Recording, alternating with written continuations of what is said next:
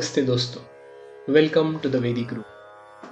वैदिक रूम के आज के एपिसोड में हम रुद्र के दूसरे अनुवाक की चर्चा प्रारंभ करेंगे। रुद्र का दूसरा अनुवाक वो है जहां से शिव नामावली शुरू होती है, अर्थात भगवान शिव की विभिन्न रूपों में और विभिन्न नामों से स्तुति की गई है, उनको नमन किया गया है।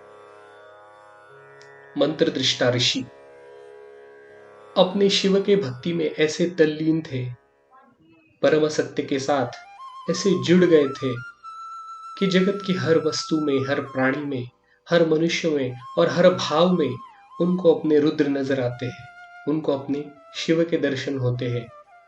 और उस भाव विभोर स्थिति में, उस मेडिटेटिव स्टेट में और उस ध्यानमय भावावस्था में उनके मन में ये रुद्र के मंत्र प्रकट होते हैं।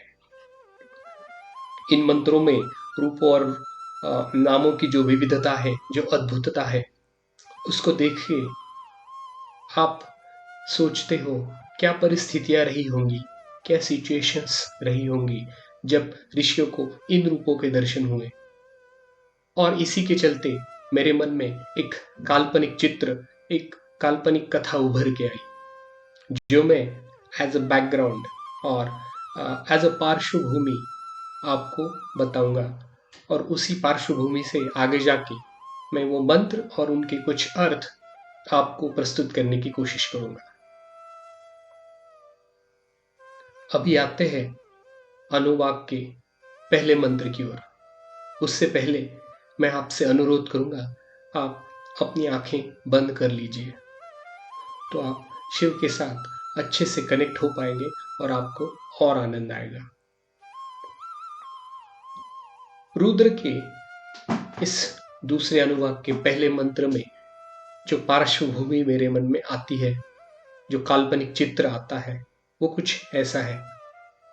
एक सुबह मंत्र दृष्टा ऋषि अपनी साधना समाप्त करके, अपना ध्यान, मेडिटेशन, शिव का चिंतन समाप्त करके अपने आश्रम से बाहर आते हैं। वहां पर इनको अनेकों चीजें दिखती है और आगे से एक पथ, एक मार्ग, हो सकता है वो राजपथ भी हो, वो मार्ग वहां से गुजरता है। और उस मार्ग पे उनको दिख रहा है एक सेना का विशाल समूह, एक सेना की टुकड़ी जो सभी दिशाओं में उसके सैनिक फैले हुए हैं।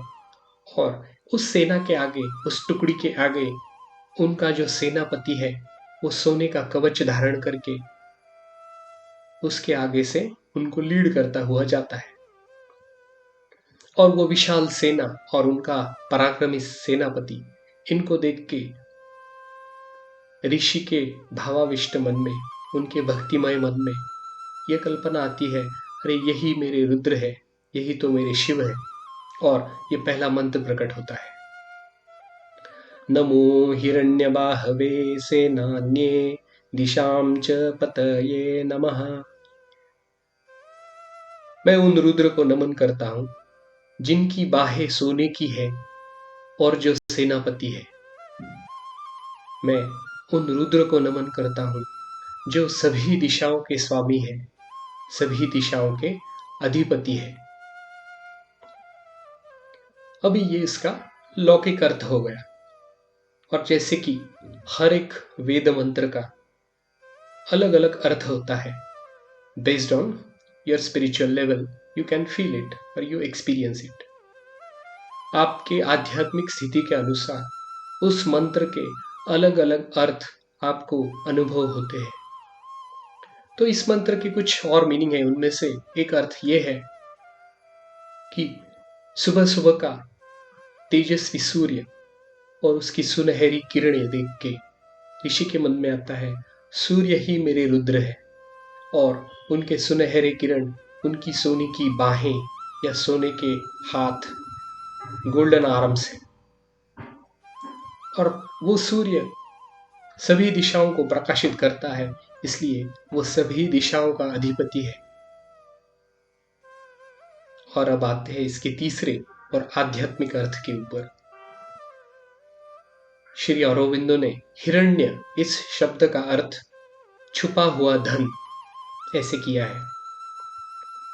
तो आत्मा जो अपने अंदर छिपा है, जैसे छांदोग्य उपनिषद में वर्णन आता है, जमीन के नीचे जैसे खजाना छुपा हुआ होता है, उसी तरह से अपनी जो आत्मा है वो छुपा हुआ होता है, और उस आत्मा से सृष्टि का कण कण प्रकाशित होता है।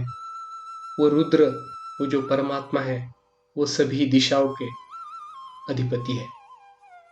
ये इसका आध्यात्मिक अर्थ है।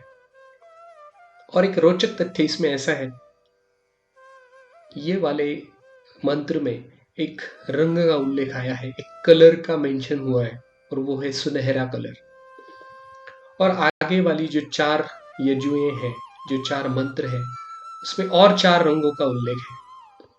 और बहुत सारे आचार्यों का ऐसा मानना है कि ये 5 रंग पंच ब्रह्मों में से एक एक ब्रह्म, या भगवान शिव के 5 मुखों में से एक एक मुख को दिखाता है। तो आइए हम इस जर्नी को कंटिन्यू करेंगे। मीनवाइल, आप जब आज बाहर जाओगे तो जहां जहां पे आपको कोई भी रोशनी दिखाई देगी, धूप दिखाई देगी, उनको आप शिव समझ के अपने मन में एक बार ओम नमः शिवाय जरूर बोल देना। और उसकी शुरुआत आप यहाँ पे ओम नमः शिवाय कमेंट करके कर देना। तब तक ओम नमः शिवाय।